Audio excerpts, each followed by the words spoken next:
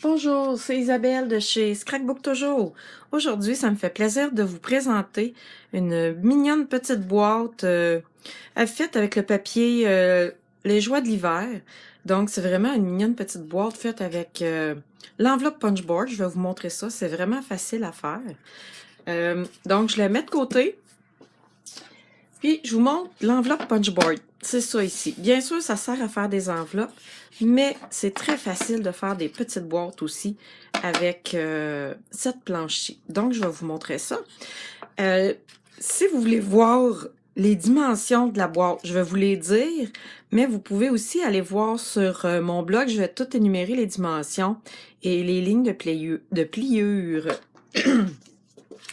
Donc, pour commencer, ça va prendre un carton 6 par 6, les Joies de l'hiver. Vous pouvez vous le procurer dans le catalogue des fêtes. Il est un petit peu plus épais que le papier à motif régulier, donc il est parfait pour faire des petites boîtes.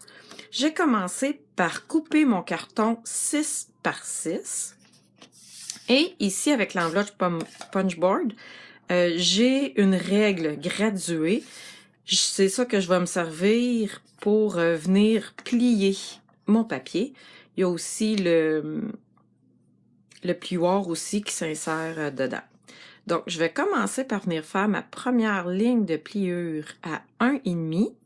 Donc, ici, la règle est graduée.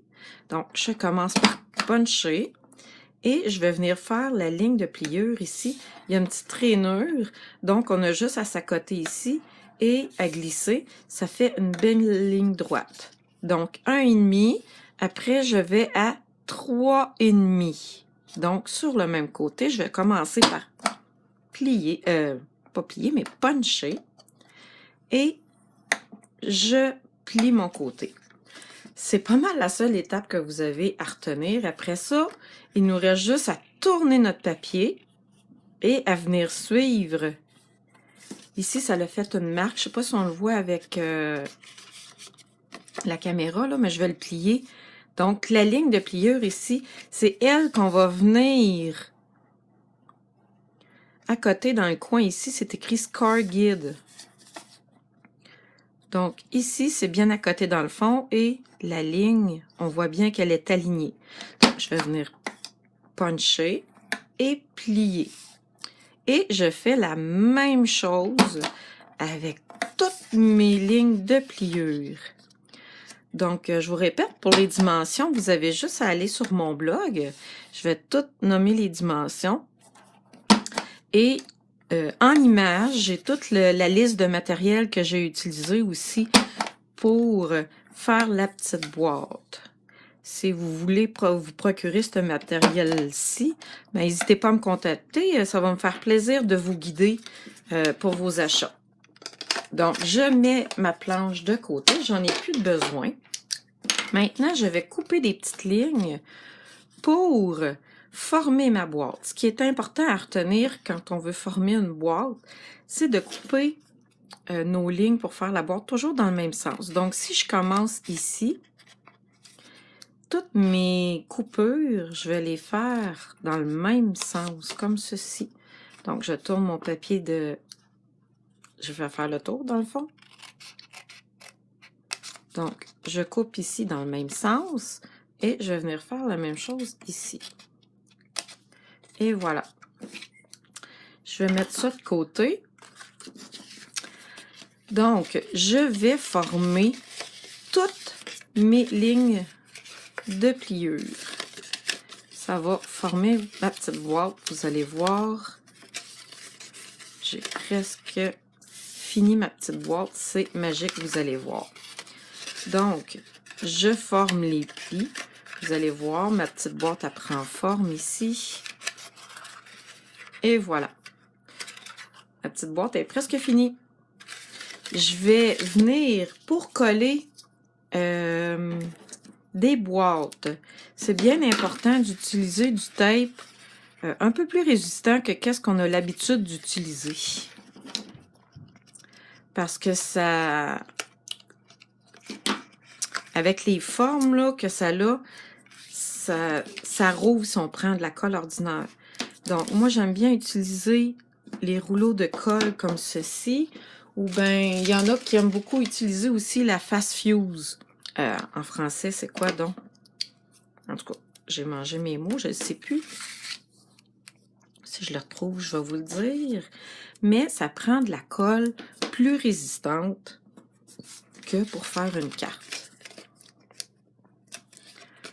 Après, on enlève tous nos petits papiers comme ça. Et pour former la boîte, on s'ajuste vraiment bien dans le coin de la boîte. Et voilà.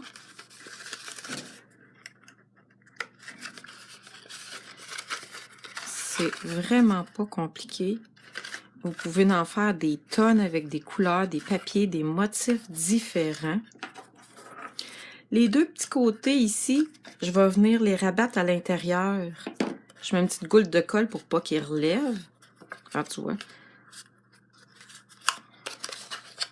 Je vais venir remettre une autre petite goutte de colle ici. Quand le carton est plus épais, là, faut prendre le temps de tenir si on veut que ça colle bien avec la colle liquide. Maintenant, je vais vous faire les petites étiquettes, mais avant, dans le fond, je vais faire le trou en haut pour pouvoir venir passer mon ruban. J'ai tout simplement pris un poinçon à main régulier pour venir faire le trou qui soit égal des deux côtés.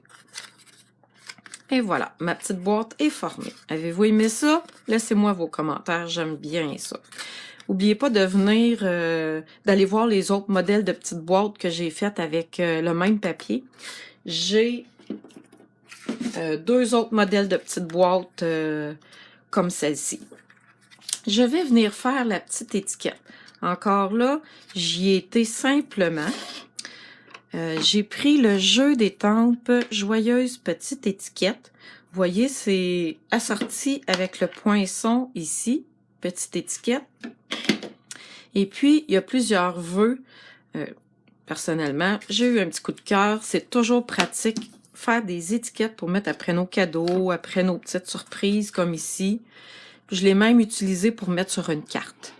Donc, je vais pouvoir vous montrer ça une autre fois. Je vais venir étamper en noir mon vœu.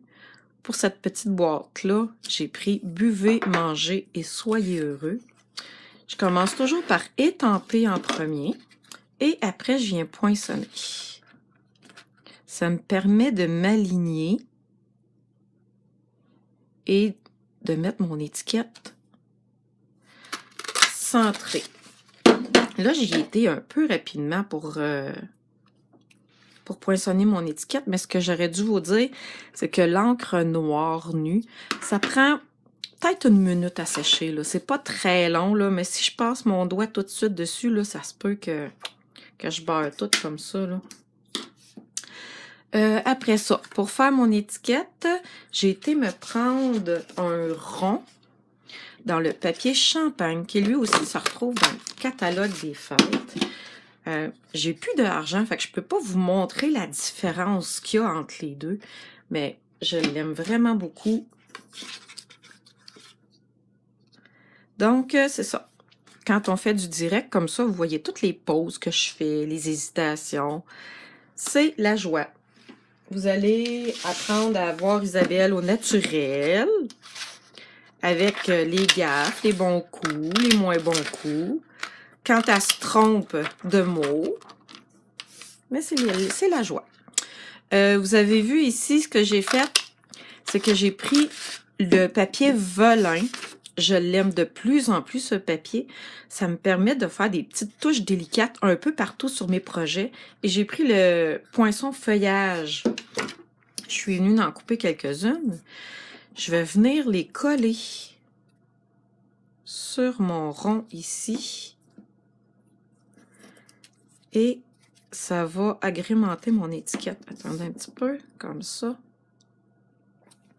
Donc, je vous rappelle, si vous voulez voir la liste du matériel que j'ai utilisé, n'hésitez pas à aller sur mon blog. J'ai toute la liste en images. Donc, vous allez pouvoir voir les produits que j'ai utilisés. Puis, j'ai tout écrit les dimensions de la boîte aussi et les dimensions de l'étiquette avec les poinçons que j'ai utilisés. Donc, ici, je vais venir coller mon étiquette. Ah, un autre petit truc, si vous avez peur que votre encre soit pas sèche, pour pas venir la beurrer, prenez une feuille brouillon, venez la mettre par-dessus comme ça et venez frotter votre projet. Fait comme ça, vous allez bien coller votre étiquette et vous n'aurez pas beurré de noir l'étiquette qu'il y a ici. Il me reste juste à prendre mon poinçon à main et faire un petit trou et prendre la ficelle. J'ai utilisé pour cette boîte-ci la ficelle de jute qui est dans le catalogue des fêtes avec le fil murmure blanc, la ficelle rôtie murmure blanc. J'aime bien, moi, mélanger le rustique avec le brillant. Mais ça, c'est une question de goût. Si vous avez des rubans brillants à la maison, là, allez-y avec qu'est-ce que vous avez. Et voilà. Hey, je suis vraiment contente. J'ai fait mon vidéo toute d'une shot. Ça a super bien été. J'espère que vous avez aimé ma nouvelle formule de vidéo. N'hésitez pas à me laisser des commentaires. Ces vidéos-là, en les faisant de cette manière-ci, ça va me permettre de vous en faire plus et plus souvent, plus régulièrement, parce que je vais avoir 0 montage à faire. Fait que j'espère vraiment être capable de cette manière-là d'en faire plus. Donc, voici ma belle petite boîte festive que j'ai faite avec le papier Les Joies de l'hiver. J'espère que vous avez aimé mon petit vidéo. J'ai utilisé l'enveloppe punchboard pour faire la petite boîte. N'oubliez pas de partager si vous avez aimé ma petite boîte. Et j'ai fait 2 autres petites boîtes aussi festives, 2 autres modèles. Donc, je vous donne rendez-vous sur mon blog www.scrapbooktoujur.com. Puis partagez si vous avez aimé. Je vous aime. Passez une belle journée. Bye bye.